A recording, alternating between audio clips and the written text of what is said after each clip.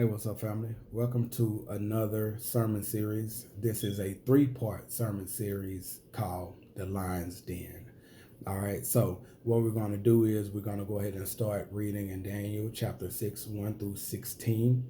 And then I'm going to share with you notes that I have recorded in my time in the Lion's Den, studying about Daniel and his lion den, and from where it all begun and what led him to that point. All right, so follow me.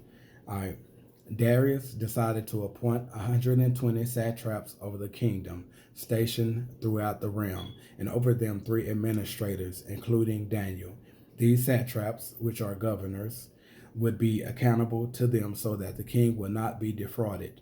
Daniel distinguished himself above the administrators and satraps because he had an extraordinary spirit.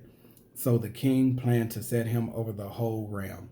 The administrators and satraps therefore kept trying to find a charge against Daniel regarding the kingdom, but they could not find no charge or corruption, for he was trustworthy, and no negligence or corruption was found in him. Then these men said, "We would never find any charge against this Daniel unless we find something against him concerning the law of his God."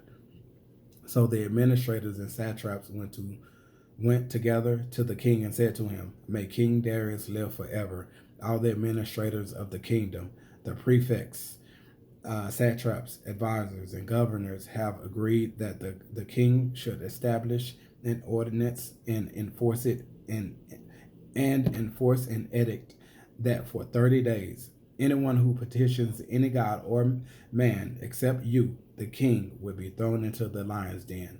Therefore, your majesty, establish the edict and sign the document so that as a law of the Medes and Persians, it is irrevocable and cannot be changed."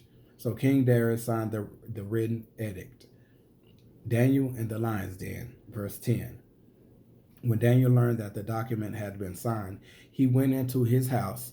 The windows in its upstairs room opened toward Jerusalem, and 3 times a day he got down on his knees, prayed, and gave thanks to his God, just as he had done before.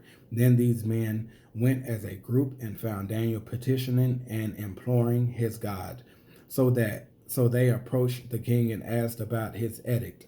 "Didn't you sign an edict that for 30 days any person who petitions any god or man except you, the king, will be thrown into the lion's den?" The king answered, "As a law of the Medes and Persians, the order stands and is irrevocable." Then they replied to the king, "Daniel, one of the Judean exiles, has ignored you, the king, and the edict you signed, for he prays 3 times a day." As soon as the king heard this, he was very displeased. He set his mind on rescuing Daniel and made every effort until sundown to deliver him. Then these men went together to the king and said to him, "You know, your majesty, that is a law of the Medes and Persians that no edict or ordinance the king establishes can be changed."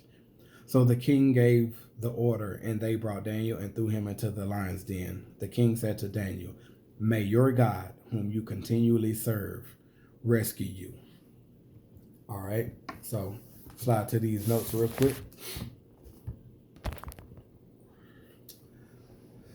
So, what are you doing in the lion's den? All right, now this is kind of like 2 different pictures I'm trying to paint before I dive in, right? So first of all, what is your pandemic? Because that's what, this kind of is all about, right? The times, the situation that we're in, the different changes, the force adjusting of what is your pandemic? All right, it could be a thing, situation, or circumstance. And what are you doing in the lion's den?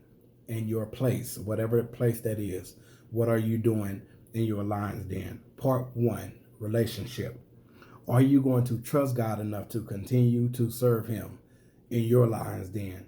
Are you going to continue to trust him in your lion's den in this pandemic, whatever your pandemic is, are you going to continue to trust him?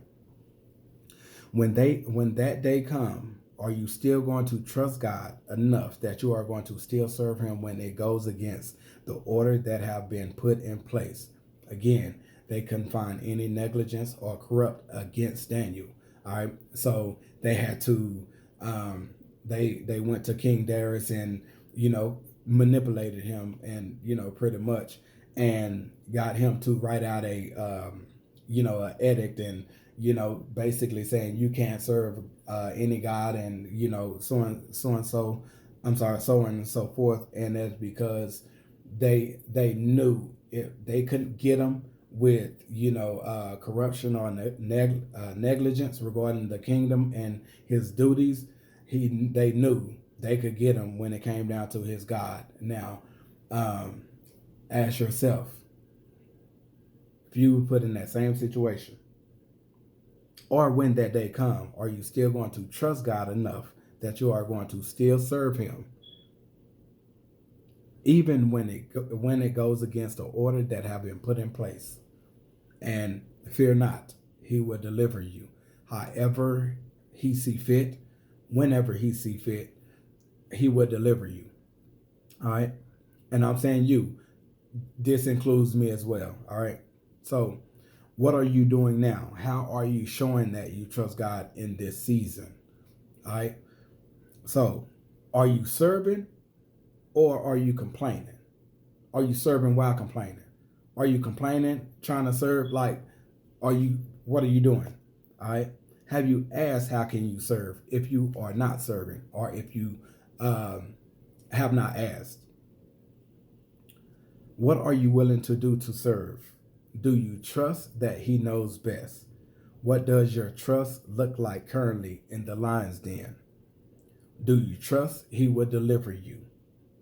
Now, in the lion's den, now obviously we're talking about Daniel and his situation, drawing a parallel to our current situation, our lives, what we're going through. So yes, I'm painting a picture from Daniel's situation, drawing a parallel, but I'm going a little further to ask you when it comes down to serving, because even in the lion's den, even in this pandemic, we're supposed to be serving.